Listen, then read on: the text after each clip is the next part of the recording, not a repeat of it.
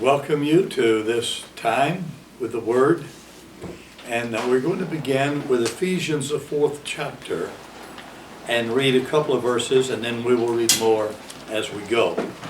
All right, so if you're looking it up, Ephesians 4, verse 11, beginning at verse 11.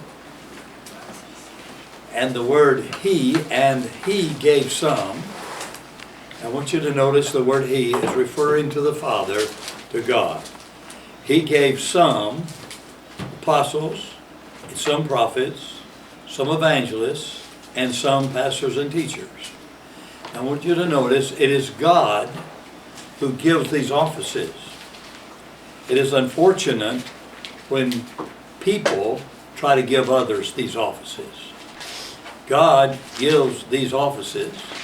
And when they are given, then it is very appropriate for the church, or for the elders, or the deacons, or the pastors, or the apostles, who are already apostles, to anoint them and set them forth in their call. What is not good about this is that so many people, so many apostles, like to give away the office of apostle.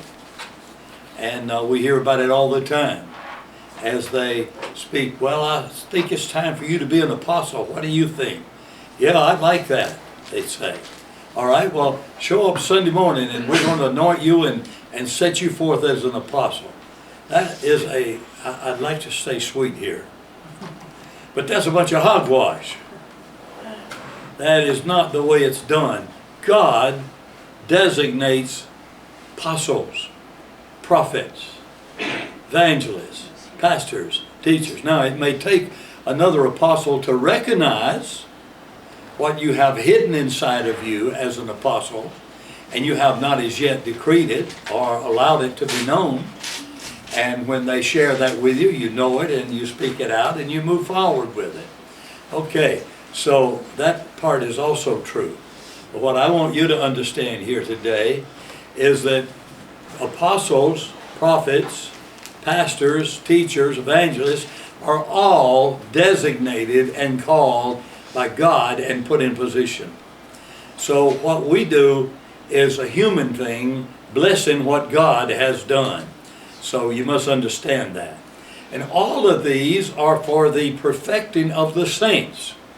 Now, the apostles are not in line, prophets are not in line, bishops, evangelists, pastors are not given the authority to tie up a large group of people and compel them to stay inside their borders or to control them.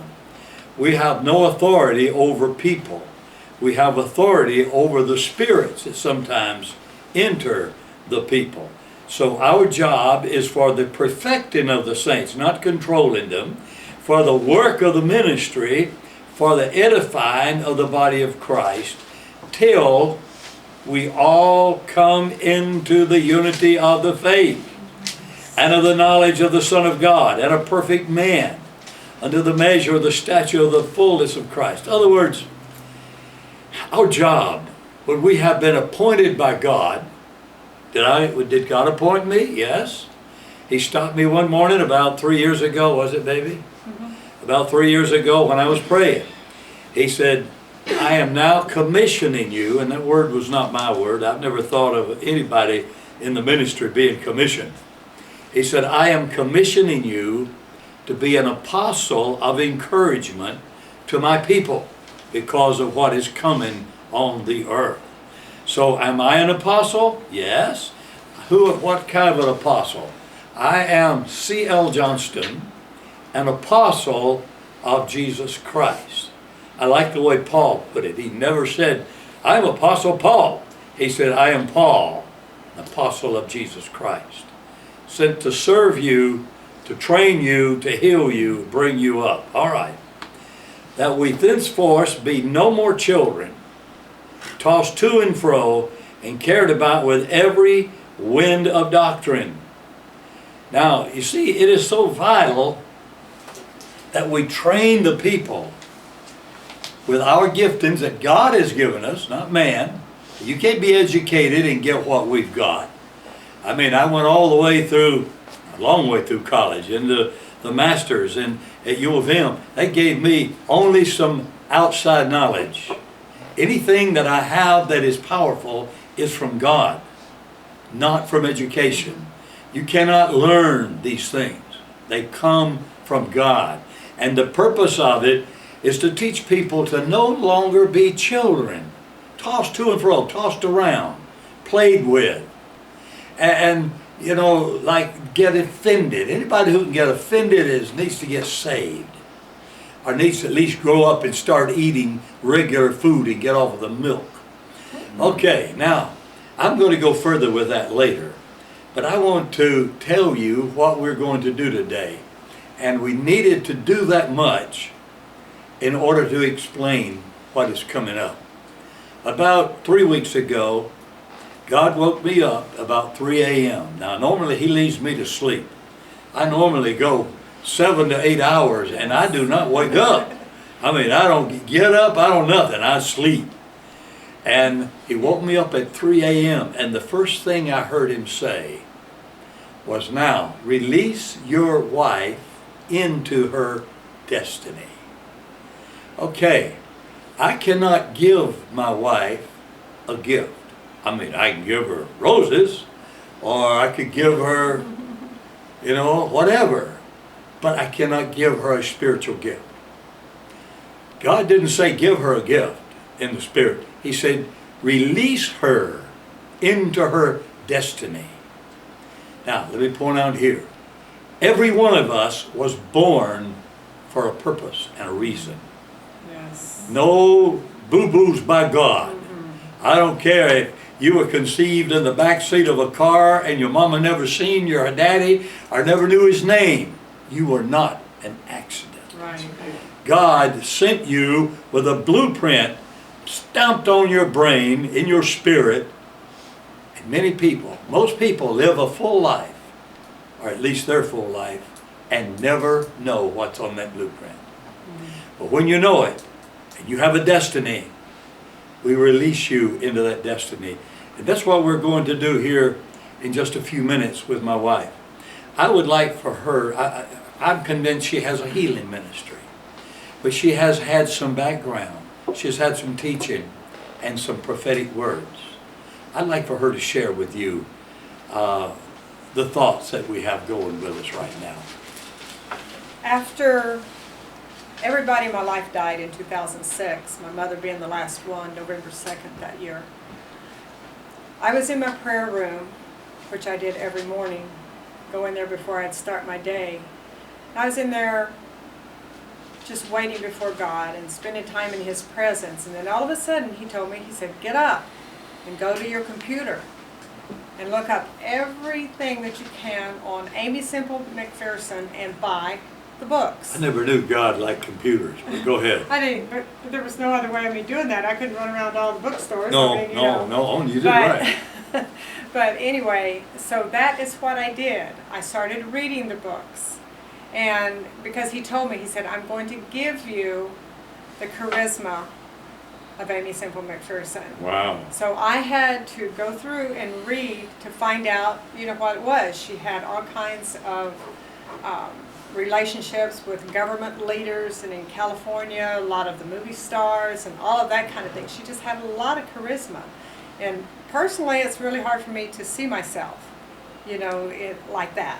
But God knows. So anyway, I also, in reading about her, I found out that she died the same year I was born.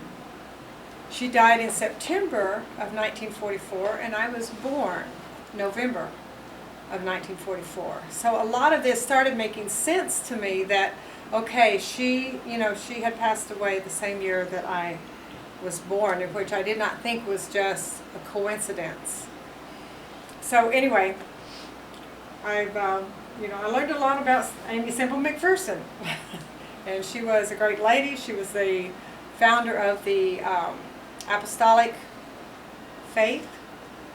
and built a building that people told her she could not, architects told her she could not build because it would not have the sound, it would not have, she did not have to have PA systems in there or anything, but yet everyone could hear in all the building. It was a huge building there in California, so in Los Angeles actually.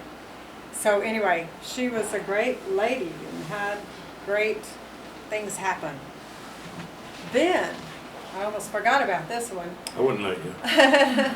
But one of the prayer warriors of our church that lived in another state had sent me an email. I think it came in an email. She was giving me some information about, what was going on in our ministry at the time, and it was confirmation with what we had learned. But then she said at the very end of that, she said, God told me this morning that you're also going to have the power, the spiritual power of Catherine Coleman. And that just about floored me, because I thought, how in the world could that be? But I have been researching some things on Catherine Coleman in previous years. I lived in Denver for a period of, a quarter of a century, 25 years. I was in the building where she held her meetings there. It still has an awesome presence in that building. It is amazing to me that a woman's presence could be, still in a building when she hadn't been there for years. But anyway, that's what I've been told. And it resounds in me. That's beautiful. Let me share a couple other quickies with you. I know our time is running quickly out.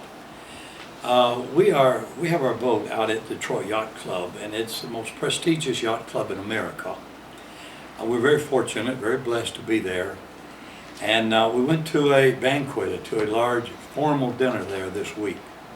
Now, Verna's been to several of those formal dinners out there, but nothing ever really different like this occurred. We walked up before time to go into the dining area, and the people were gathering out in the vestibule, and there were little round tables. They were standing and eating their hors d'oeuvres, etc. And so there was a lady at one of the tables and standing alone. So we went over to just join her table and struck up a nice conversation. And then we walked into the dining room when it was open, and she said, my husband's not here yet. Could we join you? Yes, of course. So we sat with them. She told later, she says, when I saw Verna walk up to that table, she said, I said to myself, I have never seen anyone as glamorous as this woman in my life. Now, her husband is executive director at Cobo Hall, in charge of sales and banquets. She's seen it all. What was going on? God put something very special already in this lady. Then others came up to her, and there were beautiful people there. I started it all. I said to her, I said, I don't know if you've looked around or not, but you're the most beautiful lady in this entire ballroom. Said, oh, you're just prejudiced. I said that quietly. Nobody heard me say that, except her. People started coming up to her from other tables, telling her that she was so beautiful, how glorious, how glamorous and beautiful. And she was stunned. I think something has really occurred to make this right. We will, in just a few minutes, release her into her destiny. And when we do that, I'm going to tell you then what we feel like it means. Okay, thank you so much for watching. We'll have another video up for you in a few seconds.